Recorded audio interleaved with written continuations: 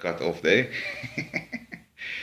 So to conclude this discussion, because I know it's been quite a while, this discussion is for South Africa. Event waiters is not included in this because if you do an event, a lot of times event waiters will earn a better wage, like 50, 60 rand an hour, where standard waiters maybe earn 20 rand an hour, 18 rand an hour with tips on top of that. So event waiters not included.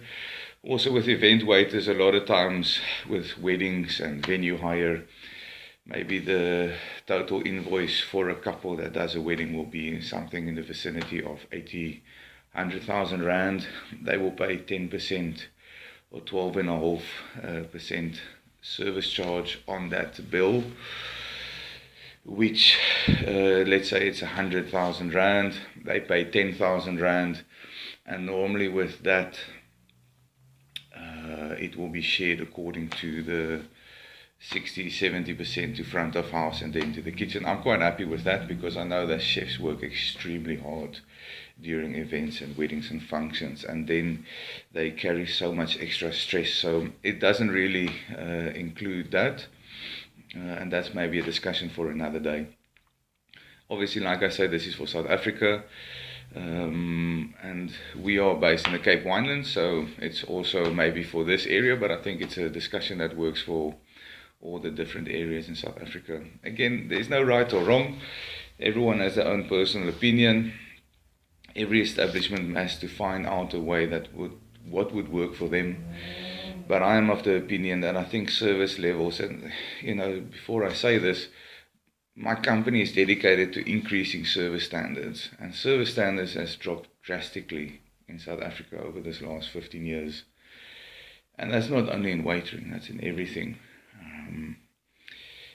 One of the observations that I can make as an individual that's been in hospitality is that waiters aren't earning what they used to earn, and that financial reward used to be the big incentive for providing great service. So I think if you start taking away some of that finances, I think it's just pretty standard to see a drop in service quality.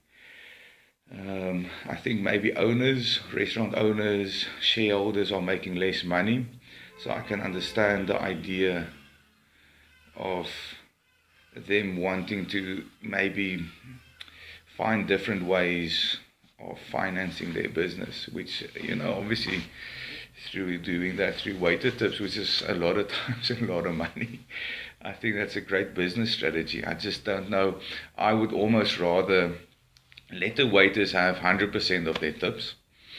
That will allow for them to give better service. That better service will generate more money, and from that more money that you generate, that's how you finance the salaries a little bit better. That's my personal approach. It wouldn't work for everyone, but I think it's a fair discussion to have. I think also, again, what do waiters expect? What do customers expect?